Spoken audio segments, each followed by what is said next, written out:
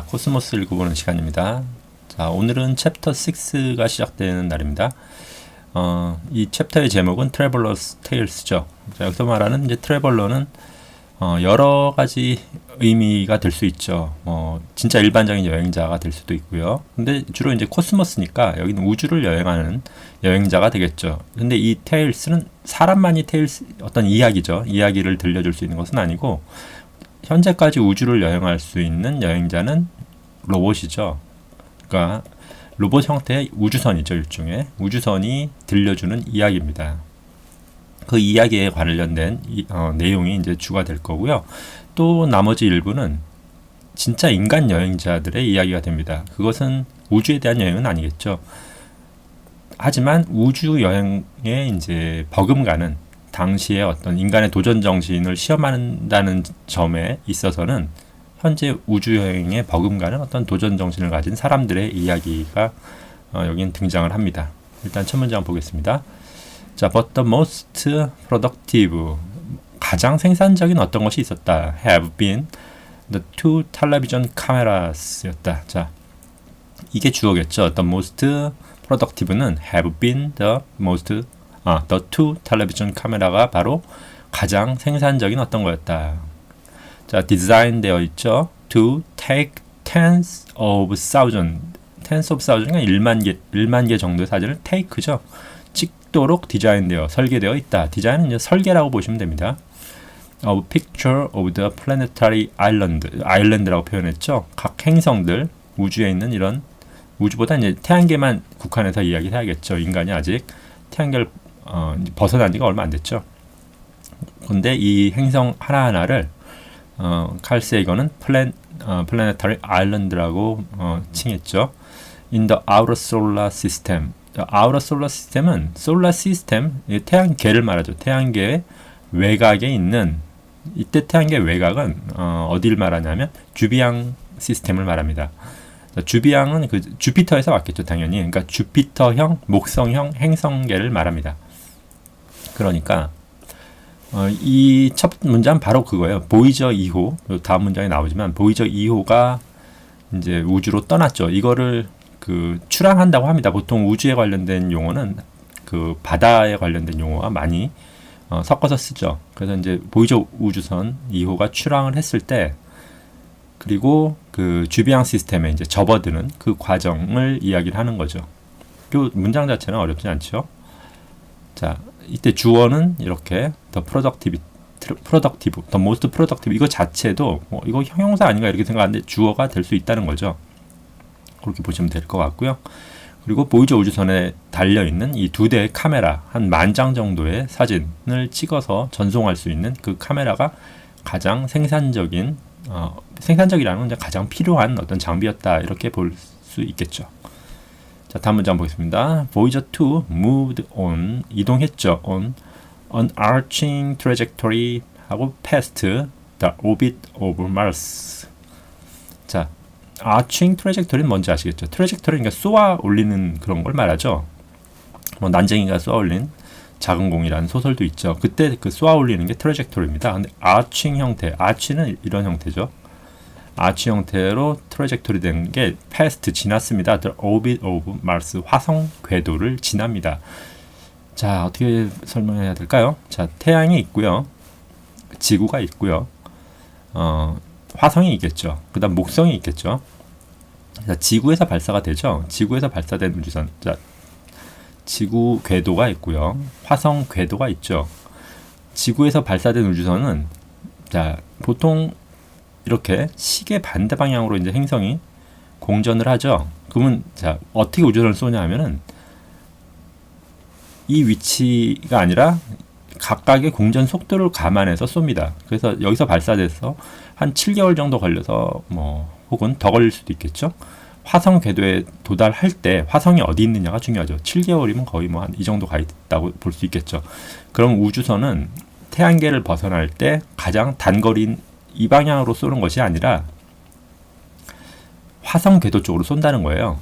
그래서 화성 궤도로 쏘면은 화성 중력에 이끌려 들어가겠죠. 중력에 이끌려 들어가는데, 이끌려 들어가서 화성에 충돌하는 궤도가 있고, 혹은 화성 약간 더 앞쪽으로 쏴서 화성 궤도를 지나지만 화성 중력에 끌리지만 화성의 중력을 이용해서 더 빠른 속도를 얻는 궤도가 있습니다. 이 궤도를 보통 택하게 되죠. 이거를 이제 그 슬링샷이라고 하죠.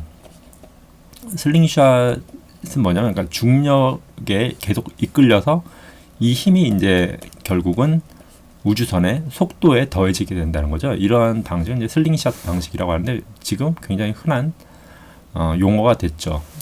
슬링샷 형태로 발사가 이렇게 속도를 얻으면 그 다음에 이제 목성형 행성계에 도착하는 걸 또 계단에 맞추는 거죠.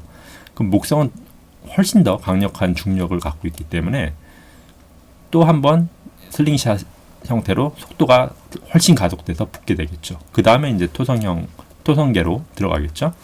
이런 형태의 그 우주선의 이동을 아칭 트레젝토리라고 합니다. 그게 이제 지났습니다. 화성의 궤도를 지났죠. 그리고 through the asteroid belt. 화성 다음에 이제 아스트로이드 소행성대가 있고요. 그 소행성대를 통과해서 to approach 접근하고 있습니다. The Jupiter system 목성계로 진입하고 있다는 거죠.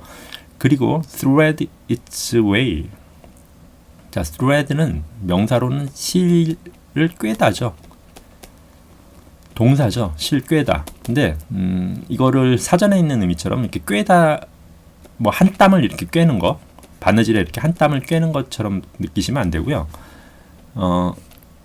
이게 천을 옆에다 봤을 때 실을 이렇게 계속 꿰고 가는 것처럼 느끼셔야 합니다. 이런 의미의 동사예요. 이거는 thread라는 동사는.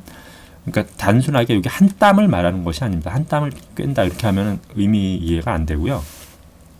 이 보이저 2호가 이 행성 아까 그 슬링샷 형태로 이렇게 굽이 가는 것이 마치 바늘이 실을 꿰고 이렇게 이동하는 것 같은 느낌으로 받아들이시는 것이 맞습니다. 그것의 way, 그것의 어떤 이동 경로죠. 이동 경로가 past 지납니다. The planet 행성을 지나고요. 그리고 among its 14 also. 14 also는 오아소가 이 붙는 이유는 14개가 확실하지 않을 때 붙습니다. 그러니까 14개 정도의 뭐 이렇게 보시면 될 것 같아요. 넘을 수도 있고 안 넘을 수도 있는데 지금은 이제 훨씬 많죠. 이건 지금 목성의 달을 말하는 거죠. 오아소의 문 달이라고. 그러니까 목성에 있는 대표적인 달은 이제 주피터 행성이 이제 4개죠, 보통. 쌍안경 혹은 눈 좋으신 육안으로 못 보겠죠. 쌍안경만 이렇게 사용을 해도 그 2호인가요? 2호 가니메데, 칼리스토, 에우로파인가요? 칼리스토가 에우로파가 두 번째 있나요? 에우로파, 칼리스토 뭐 가니메데인지 확실치는 않은데 하여튼 이 4개는 무조건 보입니다. 이 4개는 무조건 보이는데 그 보이저 우주선이 이런 식으로 그러니까 직선으로 이동한 것이 아니에요. 실처럼 바늘이 실을 꿰고 이동하는 것처럼 그러한 구불구불한 형태로 그 경로가 지나갔습니다. 이 플래닛 그리고 행성을 지났고요. 그리고 among its 14 남짓의 달들을 또 지나간 거죠. 그러니까 목성이 이렇게 있고요. 목성의 궤도에는 굉장히 많은 또 한 50개 정도 된다고 합니다. 지금은 달이 있는데 이제 그 화성에서 슬링샷을 이용해 속도가 붙은 보이저 우주선이 목성계를 또 지난 겁니다. 이렇게 지나면서 뭐 충돌하지는 않겠죠. 워낙 빈 공간이 많으니까. 근데 살짝 이렇게 휘겠죠. 달들이 있으면 이렇게 살짝 휘고 또 여기 달들이 있으면 또 살짝 휘고. 하지만 속도는 계속 증가하겠죠. 이런 식으로 마치 실이 이동하듯이 보이저 우주선은 이동을 했다라는 뜻입니다. 다음 문장 보겠습니다. Having recently declared Dutch republics. 이건 네덜란드 이제 공화국을 말하죠. 네덜란드 공화국의 어떤 독립을 최근에 이제 선언한 직후입니다. having이니까 직후에 from the powerful Spanish Empire. 아마 그 네덜란드가 이건 지금 그 대항해 시대라고 하죠. 대항해 시대의 전초 분위기를 칼세이건이 이제 설명을 하고 있습니다. 네덜란드가 이제 스페인의 제국으로부터 이제 독립을 했다고 합니다. 아마 영국의 이제 그 무적함대 아마다라고 하죠. 아마다가 성립되기 이전에 스페인이 가장 해상 권력을 이제 장악하고 있던 시기에 네덜란드가 이제 독립을 선언했다고 합니다. 그 직후 it embraced. 자, 여기서 it은 이제 네덜란드 더치 리퍼블릭이 되겠죠. 포용했습니다. embrace 이제 가슴에 안았다라는 뜻이죠. more fully. 훨씬 풀리는 훨씬 더 어떤 관용적으로라고 보시면 됩니다. 관용, 그러니까 넓은 마음으로 뭔가를 모든 걸 받아들였다 이런 뜻이겠죠. Than any other nations, 어떤 다른 국가들보다도 of its time, 그 당시에 다른 국가보다도 굉장히 개방적인 국가였습니다. It time the European Enlightenment, Enlightenment은 계몽주의 시대를 말하는 거죠. 유럽의 계몽주의 시대에, 그러니까 이 부분도 지금 굉장히 그 칼 세이건의 어법인지는 모르겠어요. 근데 영어식 어법인 것 같아요. 일단 기본적으로. 근데 칼 세이건은 굉장히 이제 스스로가 어떤 명사, 하나의 명사에 대한 설명을 굉장히 자세하게 해주는 타입입니다. 그래서 이제 코스모스라는 책이 읽기가 굉장히 어떻게 보면 쉽죠. 쉬운 이유가 설명을 굉장히 자세하게 해줘요. 굉장히 마이크로한 설명까지 다 해주는데 그게 바로 이런 차이입니다.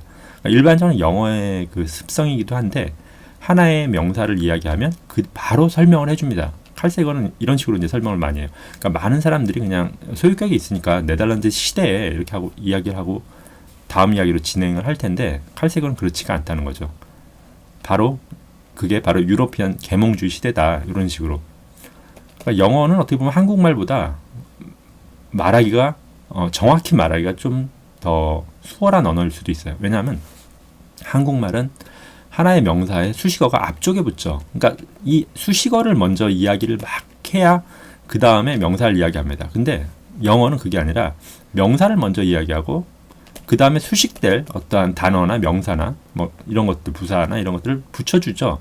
그러니까 이야기하면서 좀 더 설명해야 되겠다 싶으면 계속 붙여주면 되는 겁니다. 이렇게. 하지만 한국어는 어때요? 한번 형용사를 이야기해버리면 그 다음에 명사가 나오면 이 수식 부분은 이제 종료가 되죠. 그 다음에 또 얘기를 꺼내려면 이 명사를 형용사와 함께 다시 꺼내야 된다는 거죠. 이게 이제 큰 차이예요. 영어와. 근데 한국 사람은 우리 한국어 시스템에 워낙 익숙하기 때문에 이런 식의 또 언어가 나오면 이게 무슨 말이지? 이렇게 또 왜 이게 갑자기 유로피언 계몽주의가 왜 나올까? 이렇게 되는 거죠. 여기서 이제 끝내야 된다고 보통 생각이 들거든요. 이렇게 보시면은 여기는 다시 이제 화제가 보이저 우주 채널 관련된 화제는 요건 나중에 뭐 한번 코스모스 원서를 사서 읽어보시면 나오는데 어려운 단어가 없어요. 항해 일지 같은 게 이렇게 쭉 나오는데 여기서 나왔는지 정확히 제가 기억이 안 납니다.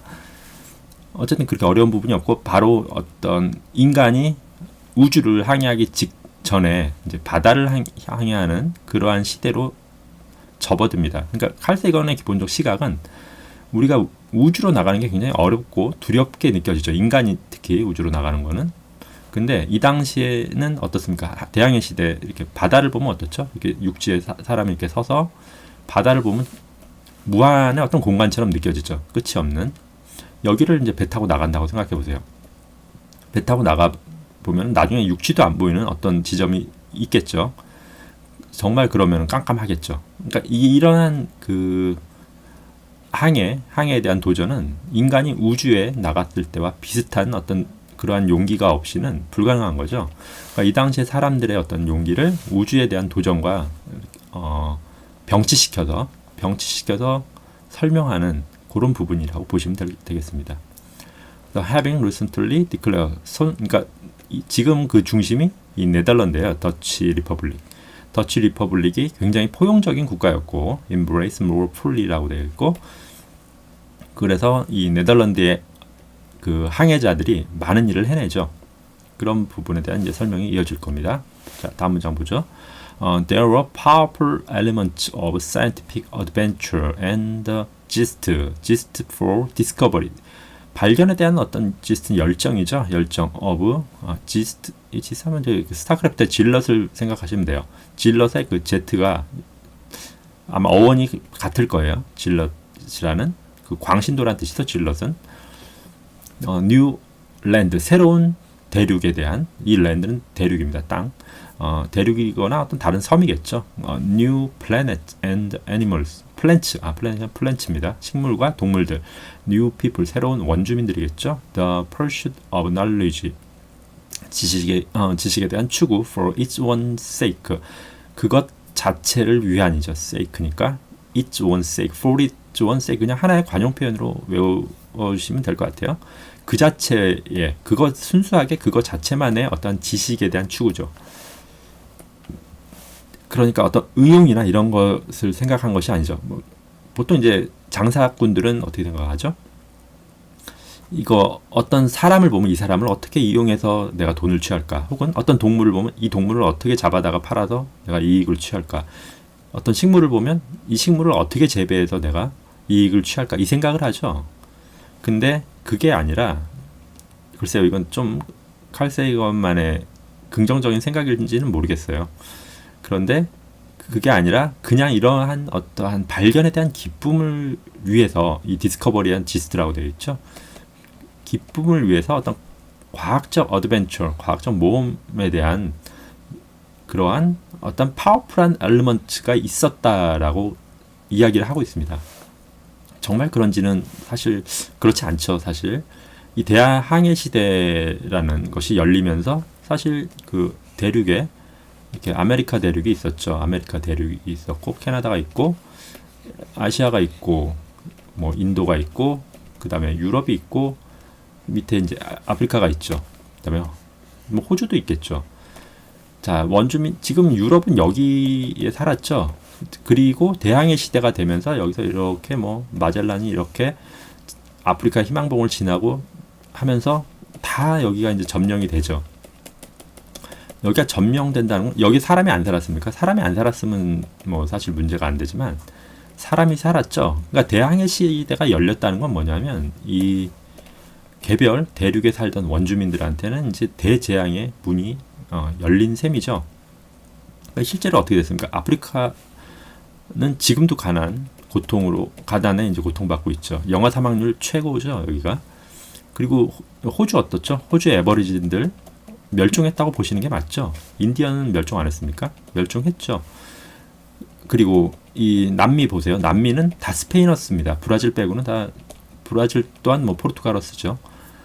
자기 언어조차 없어요. 그러니까 전체 유럽인들의 이 대항해 시대는 전체 대륙에 거의 뭐 한 70%의 어떤 인종 청소가 일어난 거죠. 그리고 또 하나 보시면은 그 하워드 진이라는 그 미국의 역사학자가 있습니다. 미국 민중사라는 그 역사책을 쓰신 분인데 그분의 그 초반 그 컬럼버스의 인디언 학살 부분은 거의 뭐 글로 읽어도 차마 끝까지 읽기 힘들 정도로 잔인하기 그지없습니다. 그런 시대가 사실 대항해 시대로 볼 수도 있어요. 그러니까 보는 면에 따라 달라요. 그러니까 칼 세이건은 일단 과학적인 측면에서 굉장히 탐험가적인 측면, 그러니까 앙트라프레뉴어라고 하죠. 보통 개척자 정신. 그거를 미국 사람들은 높이 사는 거는 맞습니다. 높이 사는 건 맞는데 실질적으로 그거에 대한 그로 인해 발생한 대량의 인종 청소라고 보는 게 맞죠. 지금 아무도 남아있지 않기 때문에. 그러니까 몇 명 남아있다고 하는데 그건 남아있다고 볼 수가 없는 거죠. 뭐 완전히 그 술에 찌들고 연방 보조금에 의탁해서 그렇게 사는 그건 이제 남아있는 게 아니죠. 그걸 인디언이 남아있지 않느냐 뭐 이렇게 말하면 안 되겠죠. 그런 걸로.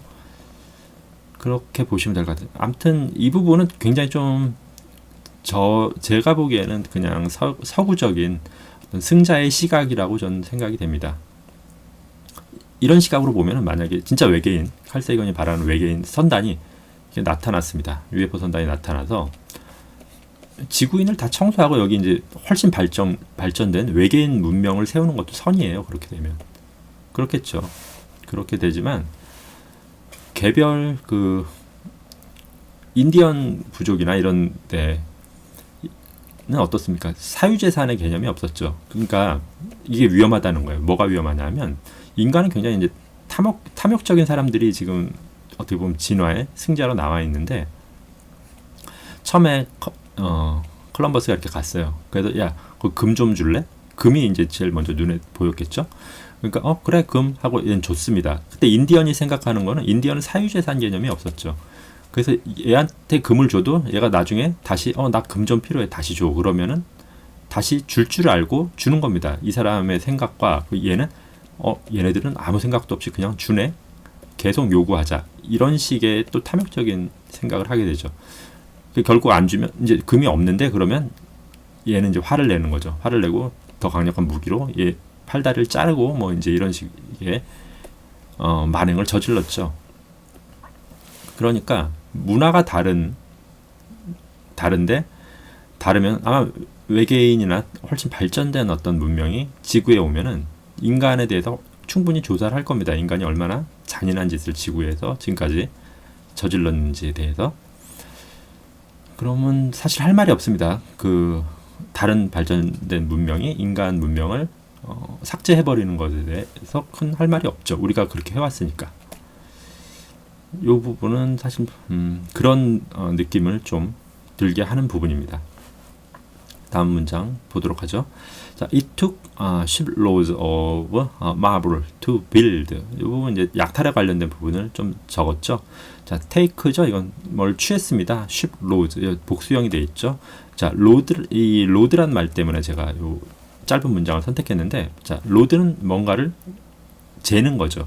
잰다라는 말은 이제 좀 어려울 수 있는데 총에 이렇게 뭐 리볼버가 있어요. 이렇게 육혈포라고 하죠. 육혈포에 총알을 하나하나 끼워 넣는 걸 이제 총알을 잰다고 하죠. 이런 걸 오락 많이 하신 분은 릴로드라고 하죠. 바로 이 단어 로드입니다. 그러니까 뭔가를 채워 넣는 거를 로드라고 하죠. 그럼 여기서는 shipload라고 되어 있으니까 배에다 채웠습니다. 이렇게 보시면 될 것 같아요. 여러 번, 그것도 복수형이니까 여러 번 채웠어요. 뭐를? 마블을. 왜?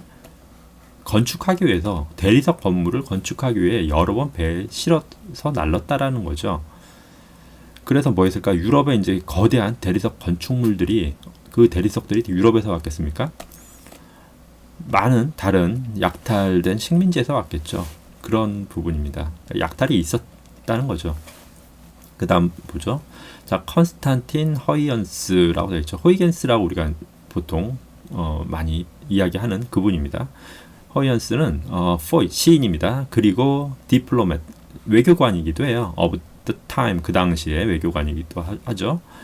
자, 그리고 remarked 자, 뭔가를 이제 언급하다 좀 공식적인 말을 했다라는 걸 이제 remark 그러니까 결국 그냥 say라고 보셔도 돼요. 말을 했습니다. 데리하를 말했죠. The Town Hall. Town Hall은 네덜란드의 큰 건축물을 말해요. Dispell는 몰아냈다라는 거죠. The 고딕의 Squint and Squalor. Squint and Squalor는 이거 좀 어려운 좀 단어 잘 안 쓰는 단어입니다. 어렵다기보단. Squint는 이렇게 눈을 이렇게 가늘게 뜨고 이렇게 째려보는 걸 말해요. 이게 뭐냐면 두 눈 똑바로 뜨고 보기가 좀 어려울 때, 가령 뭐 굉장히 큰 이런 똥무더기가 있다고 칩시다. 이거 눈으로 이렇게 눈 부릅뜨고 볼 수 있나요? 좀 역겹죠, 그냥. 그러면 이렇게 스퀸트하게 보죠. 그러니까 이거는 뭐냐면 고딕의 어떤 역겨운 상태입니다. 역겹고, 그리고 스컬러, 불결한. 스컬러는 뭐 당연히 그냥 불결한이란 의미가 있습니다. 불결한 상태란 명사죠. 그러니까 스퀸트는 동사도 되지만 여기서는 명사로 쓰였다고 보시는 게 나아요. 근데 이거 영어 사전에는 아마 제가 찾아봤는데 명사로서 그런 지금처럼 어떤 차마 눈뜨고 볼 수 없는 이라는 의미는 없습니다. 그런데 그렇게 보시는 게 맞는 것 같아요. 그러니까 명사로 고딕에 차마 눈뜨고 볼 수 없고 불결한 그런 부분을 이 타운홀이 몰아냈다. 어떻게? 많은 대리석을 깔았겠죠. 대리석을 깔고 뭐 고딕 양식을 고딕은 좀 이제 그로테스크하죠. 사람이나 뭐 악마나 이런 것들 막 그 굉장히 힘든 포즈를 취하죠. 고딕의 그 양식들은 어둡고. 아무튼 컨스탄틴 허이언스는 굉장히 이런 걸 그 고딕 양식이 일단 사라진 걸 좋아했던 것 같아요. 그러니까 네덜란드에 가서 그런 걸 보고 그 네덜란드에 발전된 어떤 뭐 문명이라고 보긴 힘들죠. 영국은 그보다 더 훨씬 발전된 허벤스가 프랑스 사람인가요? 프랑스 사람이죠. 그렇게 보면은 아무튼 여기서는 그런 부분이라고 보시면 되고요. 다음 마지막 문장 보죠. The Dutch. Dutch는 네덜란드는 whose economy was based on private profit. 개인의 이익에 기반한 경제를 갖고 있었습니다. whose economy는 was based on private economy. 이건 뭐 자본주의죠. 그냥 자본주의라고 보시면 돼요. 사유재산 경제를 기반으로 하고 있었습니다. 그럼에도 불구하고 understood 이해했습니다. 대디알 이해했죠. The unrestrained 제한되지 않은 pursuit 추구 이윤의 추구는 pose 형성합니다. 포즈는 그 말 그대로 포즈를 잡는 거죠. 근데 사람 포즈만 자꾸 생각하시면 안 돼요. 모델이 포즈 잡는 것만 생각하시면 안 되고, 그러니까 어떤 가치를 두면은 이렇게 의미가 제한됩니다. 영어 단어에는 그냥 왜냐 한국말로 이게 콩글리시가 많아서 그래요. 포즈 좀 잡아봐 이런. 근데 그 포즈가 아니라 형태를 잡는 걸 말합니다. 어떤 형태를 잡히게 되면 형성하게 된다.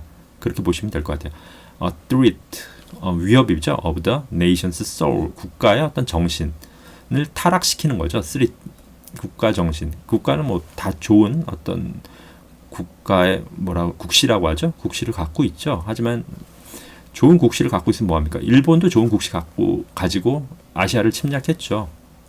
많은 서구 열강도 좋은 국시, 내셔널 소울을 가지고 많은 나라를 없애버렸죠. 많은 인종을 청소를 했죠. 큰 의미는 없어요, 이런 건 사실. 근데 일단 자본주의에 대해서 가장 그 명확한 말을 한 분이 애덤 스미스죠. 요 한마디만 하고 일단 끝내야 될 것 같은데, 애덤 스미스, 이 스미스란 분이 보이지 않는 손 이야기를 했죠. 근데 한국에서 가장 크게 오해하는 게 보이지 않는 손이 모든 걸 맞춰준다라고 이야기하죠. 그러니까 경쟁을 통해서 계속 발전시킨다 이렇게 설명을 하죠. 맞습니다. 보이지 않는 손. 그래서 정부 규제가 없어야 이 보이지 않는 손이 작동한다고 하죠. 그건 정확히 틀린 말입니다. 애덤 스미스는 그런 식으로 이야기하지 않았고요. 애덤 스미스가 한 이야기는 정부의 적극적인 개입으로 개인의 독과점을 막아야 된다는 게 애덤 스미스의 보이지 않는 손입니다. 무슨 말이냐면 독과점은 보이지 않는 손을 사라지게 만드는 거라고 봤어요. 스미스는. 그래서 정부가 독과점을 규제함으로써 보이지 않는 손이 활동하게끔, 즉 경쟁이 활발하게 이루어지게끔 만들어야 된다는 거죠. 근데 이제 그 한국의 언론이 가장 큰 문제인 것 같아요. 언론사에 취직한 분들이 그걸 모를 리가 없는데, 충분히 알면서도 규제가 보이지 않는 손, 그러니까 일반 대중이 갖고 있는 오해를 부추기는 거죠. 보이지 않는 손은 정부 규제를 말하는 겁니다. 그 규제가 그런데 경쟁을 활성화시키는 규제를 말하는 거죠. 그래서 어쨌든 이 네덜란드 사람들은 사유기 경제, 자본주의를 취했고요. 그럼에도 불구하고 어떠한 과도한 이익의 추구를 제한해야 한다. 이익의 추구. 국가 경제를 위협할 수 있는, 그죠? 국가의 정신을 위협할 수 있는 그러한 부분을 억제해야 된다는 입장을 갖고 있었다. 그러니까 보이지 않는 손이 활동하게 해야 하는 거를 알고 있었죠. 하지만 그걸 이제 이론적으로 밝힌 거는 네덜란드 사람들이 아닌 거죠. 사유경제는 그러니까 유지가 되려면 독과점을 규제해야 됩니다. 독과점을 규제하지 않으면 어떻게 되죠? 결국 뭐 하나의 어떤 대기업만 살아남고 나머지는 다 쓰러지겠죠. 그러면 결국 그건 뭐야? 자본주의도 아니죠. 그거는 독재만도 못한 어떤 지옥이 되는 거죠. 그렇게 보시면 될 것 같습니다. 오늘 상당히 다른 이야기를 하다가 좀 길어졌는데요. 문장 자체는 어렵지 않으니까 일단 그 챕터 6의 요 시작은 행성을 탐험하는 그런 이야기 내용이 될 것 같습니다. 자, 그럼 오늘 마치도록 하겠습니다.